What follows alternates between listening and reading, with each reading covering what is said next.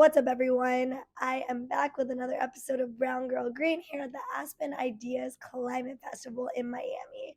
I'm so excited to be joined with our guest, who is an incredible leader in the energy sector, a fellow content creator, and I would love for her to introduce herself. Thank you so much for having me. My name is McKenna Dunbar, and I consider myself a climate solutionist first and foremost, and an environmental justice advocate.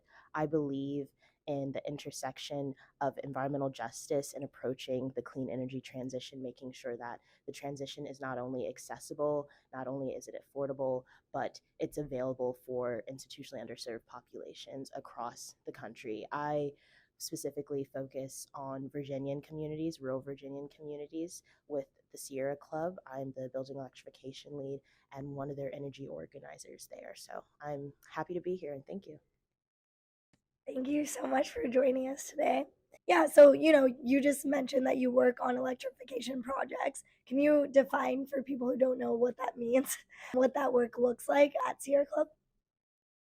Yes, of course, building electrification refers to the shift away from fossil fuel powered systems and appliances in the built environment, whether it be residential, commercial, or industrial, to those sourced by renewable energy resources. And so it really entails increasing the quality of the indoor air and making sure that every resident has safe and comfortable, clean air. That's really what it boils down to. Wow, that's amazing. I want to know a little bit more on like what have been some of like the challenges of your work. Like just it sounds like being able to do things like a just transition of being able to support people in that must come with its challenges, but also I'm sure some of its, major wins and successes. Can you dive a little bit more into that? So, with the rural communities that I work with in Virginia, one of the recent projects that I've been able to initiate and lead with these communities is called a Building Electrification Education module. And these are in tandem with green workforce development training programs that really make sure that disadvantaged communities in Virginia are able to be a part of the clean energy transition through professional development and solar PV installation and energy auditing 101. And this is done in conjunction with an amazing CBO and organization called Bridging the Gap in Virginia, led by Richard Walker, and also with the community C5, Concerned Citizens for Charles City County. There's a plethora of issues that rural communities face across Virginia that aren't even energy justice oriented. These include issues of access to broadband internet. And as we both know, for as being content creators, the internet is a powerful tool of engagement and learning. And when individuals and residents from a certain community don't have accessible access to internet, it makes it really hard for them to find out information related to permitting projects, fossil fuel infrastructure projects like compressor stations and pipelines that are going to impact their health and going to impact their livelihood in the communities that they are part of. So that's one of them. There's also, for example, in Charles City County, it's a small rural community of 6,500 individuals, majority minority community in Virginia, just 50 minutes outside of Richmond, Virginia, where I'm based. And they're facing water quality issues from Virginia's first mega landfill, in addition to having faced permitting concerns with a compressor station and pipelines as well. So once you stack all of those social inequities, it's really a cause for concern. And I think it speaks to why the nexus of environmental justice and the clean energy transition is so relevant. It's not just approaching clean energy related topics, it's water quality, it's air quality, it's waste management, even. Yeah, I mean, I think the work that you're doing is, really powerful in that way because you're meeting communities where they're at. You're not just shaming people about not knowing what's going on. You're actually like helping build the resources and the pathways to support them in that journey because it must not just be like, okay, it's going to be this switch overnight. It's going to be like this gradual process. And you want to give those communities the agency and the ability to be a part of that process as well. So that's awesome. you know, I wanted to know a little bit more about your work, in the energy sector. Like, what got you into this space? Like, who are some of the people that influenced you or inspired you to want to work on climate in this way? First and foremost, the woman who inspires me most in this sector is my mentor, Dr. Mary Finley Brooke.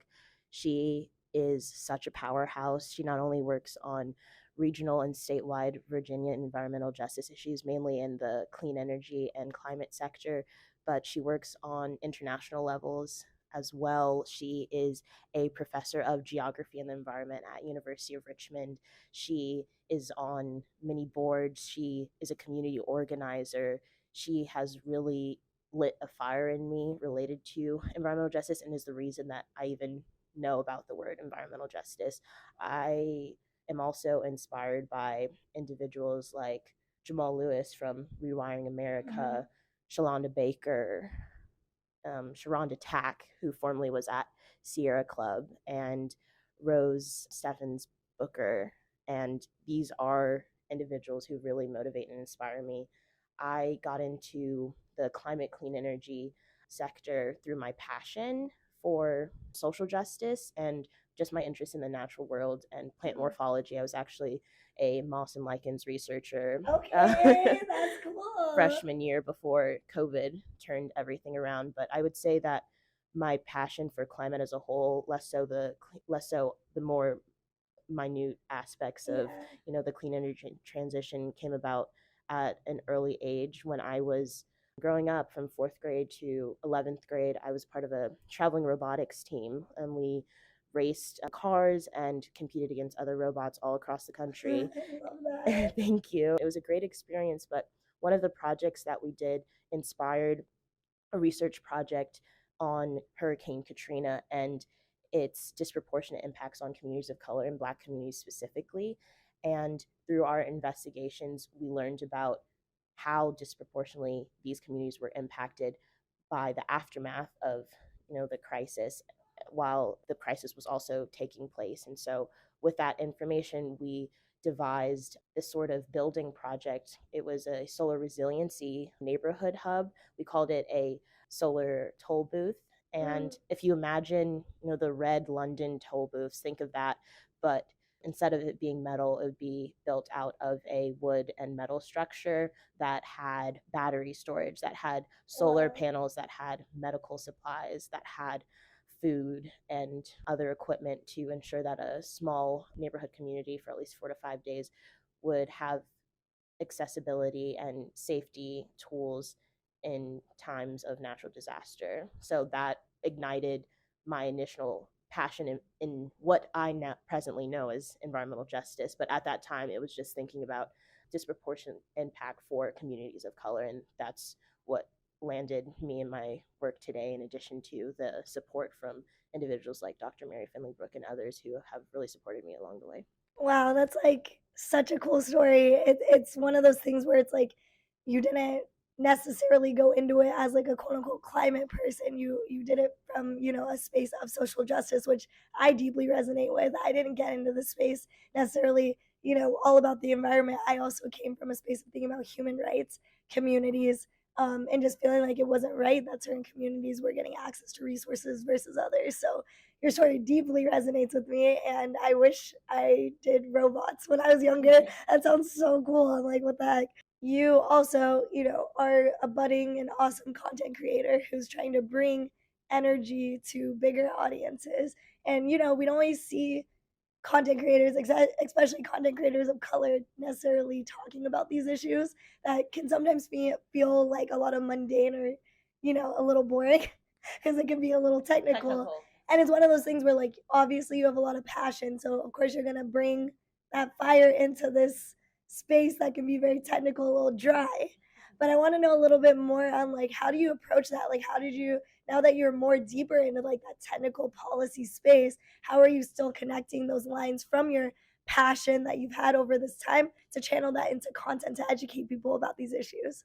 Great question. And I agree with you. Working in the energy sector, things can get very technical and mundane very quickly. And because the space is inundated and flooded with engineers and architects and building designers and individuals whose entire career are dedicated to the numbers and the math and the policy aspects. It's hard for the general public to really understand and the minutia and the details of the information. I think that for me, in order to make energy more compelling and more accessible, I really focus on creating a narrative around the fundamental nature of environmental justice and Mm, social justice, like we mentioned earlier, connecting those topics because those are the things that are more relevant for people. When I think about energy justice, I think about energy burden. mm, Everyone across America, if they are able to be in a house, they usually have to pay utility bills and energy bills. And what we've seen, over the past year and a half, and for many years now, but it's especially relevant in the media related to the increased, rate of utility bills and energy bills. People are spending more of their salary on their electricity bill, and that is impacting their livelihood in the way that they're able to spend their money elsewhere. And so when I try to communicate energy justice and more technical aspects of the clean energy transition, especially heat pumps and other technologies that are in the media space right now, especially because of IRA, Inflation Reduction Act, I like to connect it back to homeowners. I like to connect it back to mm. the individual. I like to connect it with storytelling because I think storytelling is a great tool in order to connect with bridging the gap between the common American who's not, well versed in clean energy topics because that's not a concern of theirs because Right. they're busy with more important and relevant things that are taking place in their daily lives to these more technical aspects of the clean energy transition. I like making different forms of content, long form, short form posts. I mainly post on LinkedIn. Check her out. Check her out on LinkedIn. It's good stuff. Thank you. And right now I'm venturing more into creating video content because that's more appealing. I mean, you're the queen of video content yourself, but it's more appealing to audiences, and I'm trying to make storytelling in the clean energy transition more accessible too. There's not a lot of people of color creating content about clean energy like you were saying earlier, and there aren't many young people of color doing so. And Yeah. so that's why I really appreciate the work that you're doing. And I hope you know that you're a source of inspiration for me and so many others.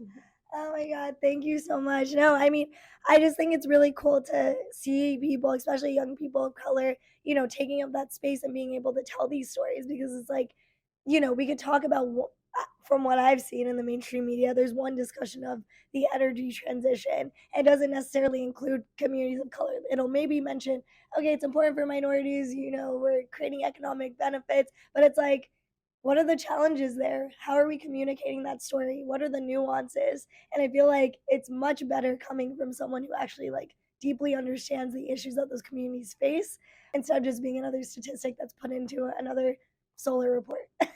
Anyways, moving on from that, you made a post actually because I find your LinkedIn post very interesting. And I don't fully always know things about energy. Like I worked in solar, like I did some stuff there, but like I'm not like I feel like you're like steeped. You know what I mean? So something I saw you post about on LinkedIn was that something in the 70s was called the sick building syndrome. We know it came from buildings getting too wet and not having enough indoor air piped in. And you said it is said with the IRA heat pump incentives, we will see a resurgence of that happening. Can you touch more upon that? Because I don't know half of what any of that meant. Of course. So, to break down the sick building syndrome that was coined in the 1970s, it was a phenomena that was taking place across office buildings, and users and individuals who were in the office buildings experienced allergy related symptoms like runny nose, coughing, shortness of breath, chest pains, and things that mimicked flu and other sickness symptoms. And so, with sick building syndrome, when those individuals left those, indoor spaces, their indoor office areas, they immediately felt relief. And a lot of that can be attributed to mold and other building illnesses. And there's not an exact reason that sick building syndrome occurs. It's just general discomfort and not having appropriate controls inside a building. And when we think about heat pumps in this present state, especially with the Inflation Reduction Act being the forefront of many people's minds, not everyone's minds, but in clean Mhm. energy transition, all we can talk about is IRA Mhm. incentives. We have to think about the matter of the specific heat pumps that don't necessarily have humidity controls, Mm. that don't have proper filtration mechanisms a part of this technology.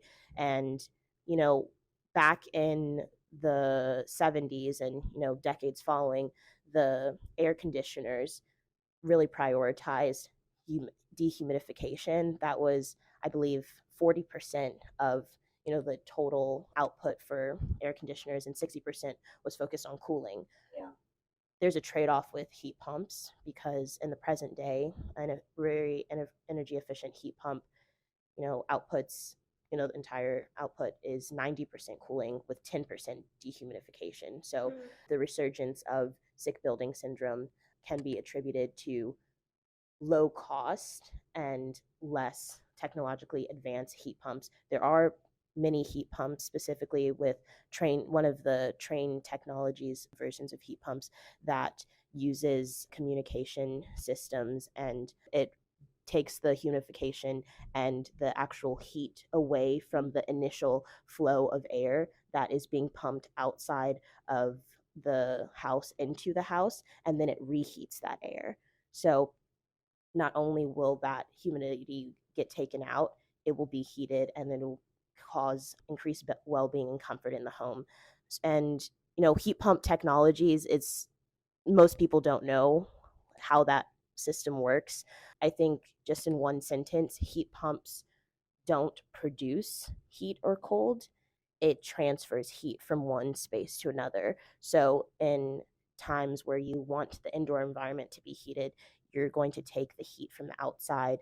Just very simple. I'm not going to go Yeah. like too in Keep it depth in it. simple. Keep Keep it it very. simple. Yeah. The heat is captured outside through coils and then is pressed into the indoor air environment, and then the reverse happens if you want to keep the indoor environment cooler. The heat is transferred out of the indoor environment through cools, and that heat is released into the outdoor environment. And so when we think about sick building syndrome, we need to not only think about the actual heat pumps, we need to think about the well-being of the built environment of the structure before these heat pumps are added. Because, a few years ago, I started working in energy auditing through a large grant I received from Davis Projects for Peace with a partner, India Woodfolk. And what we noticed when doing anthropological research across Portsmouth, Virginia, which is an institutionally underserved community, and Hampton Roads, which is the largest group of Americans across the country, retrofitting is very important and weatherization is very necessary. So if you have a heat pump and you don't necessarily have proper insulation and windows that are properly ventilated and other aspects of ducts and airflow, the heat pump won't necessarily be the most effective. So I think we need to look at the full envelope Mm. of the building's well-being before we think about electrification. And I think that's one step of bridging environmental justice alongside the clean energy transition, because those who are likely to experience lack of weatherization and lack of retrofitting more are institutionally underserved communities, Yeah. and those who can't afford to do these big overhauls of electrification across their rented home or purchased home. Right. So it's like, in a way, like with the clean energy transition, you can't just like pop something in there. You can't just be like, okay, here's this technology, when it's like you're not even addressing like how these communities have been like disinvested in, or like is that solution gonna even work in the long term, or is that gonna actually create like more co-harms rather than co-benefits. I think it's really important because I think, whether that be like, pushing people out of quote unquote jobs, or maybe like you're saying, like you could provide one solution, but then if you don't think about like, the bigger picture, then it's going to lead to these other problems down the line. All of these things, show us that as we're trying to create, a more renewable energy, driven world and all these things, that communities need to be at the forefront and center of that conversation. That makes total sense to me. This is obviously a very white male dominated field, the energy sector.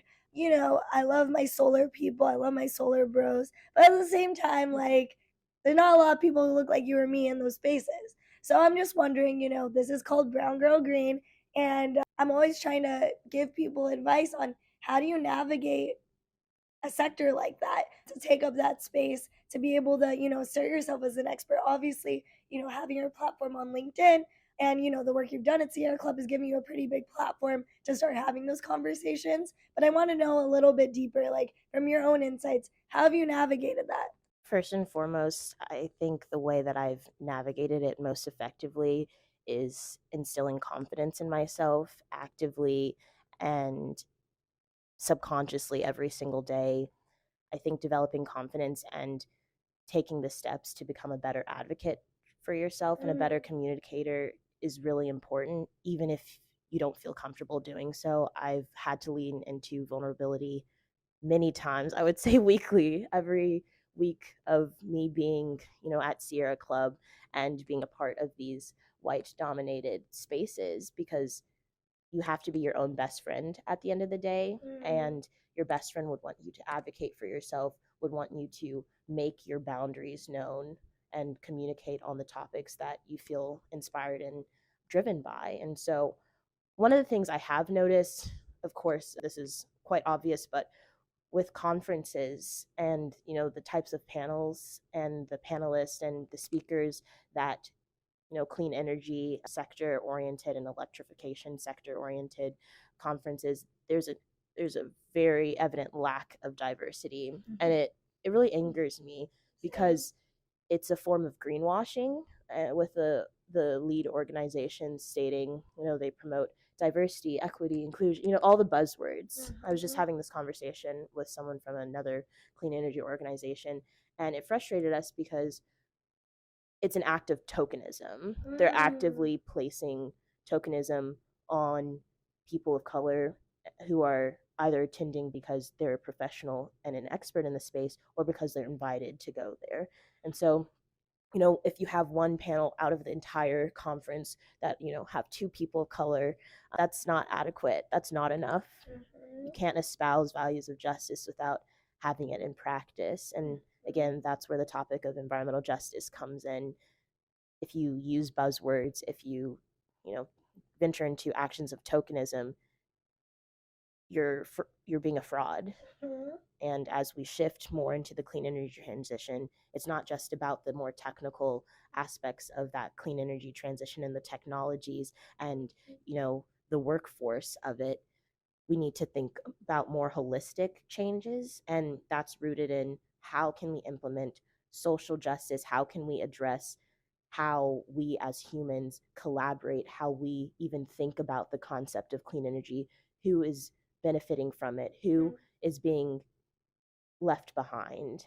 And the topic of environmental justice centers around three aspects: procedural justice, distributive justice, and another type of justice that focuses on impacts of communities of color and making sure that they're the table. They're not Mhm. at the table. They're They're the live they're table. the table. Their lived Mhm. experiences are what needs to shape how this entire clean energy transition is handled. I'm a proponent, and many and people in the environmental justice space are a proponent of addressing the concerns of institutionally disadvantaged communities first before Mhm. we get into the middle upper income communities, because they're going to be left behind if we don't do that.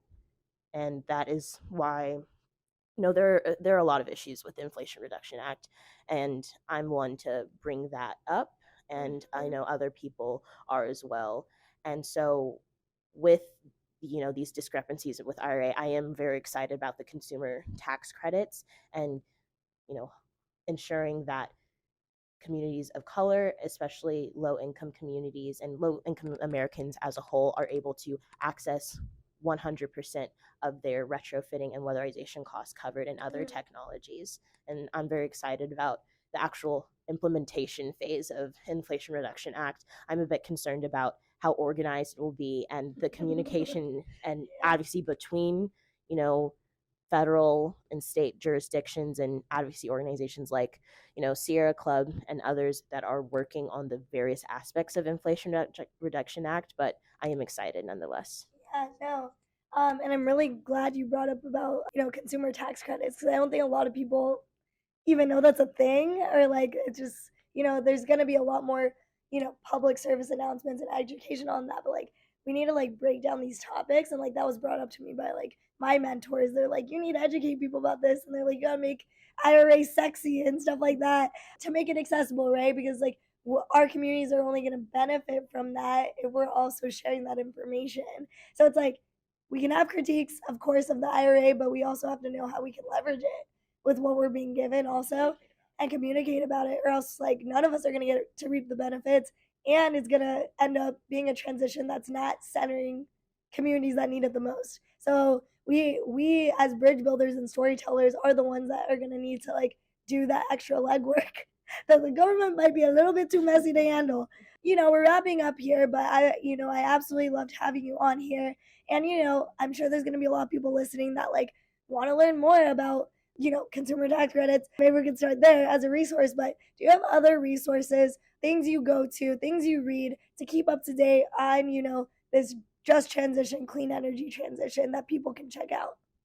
One of my favorite ways of accessing information are through podcasts.